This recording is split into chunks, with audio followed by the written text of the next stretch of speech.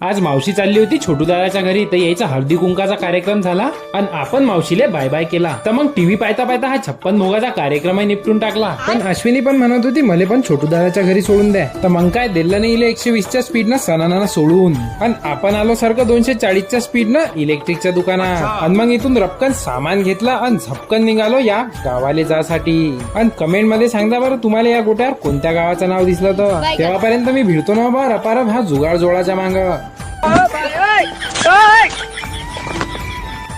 आणि तुम्ही या बोर्डाच्या इकडे जरासं लक्ष देऊन पहा बरं, तुमच्या लक्षातच नतुल नाहीच्यात काय उचापतीच्या धंदे गेले असतील. तर चला मग इथची फिटिंग तर एकदम ओके झाली आणि आपण निघतो सारखं घराच्या रस्त्यानं. आणि दादाच्या घरी येऊन पाहतो तर अश्विनी तर मस्त इथं रांगोळी काढून राहिली होती बा. पण इले आपल्या खोड्या केल्याशिवाय तर काही गमतच नाही ना भाऊ. आणि राहिली ते रांगोळी काढायची, माया सांगावर रांगोळी टाकून राहिली होती. मग तेवढ्यात आपण छोटू दादानं आणलेल्या नवीन गाडीचा चक्कर आणला बा. आणि मग इकडे मस्तपैकी नवीन गाडीची पूजा पण झाली आणि टकाटक सर्वांसोबत जेवण पण झालं. तर मग तुम्ही बी आपल्याला फटाफट फॉलो करून घ्या बरं.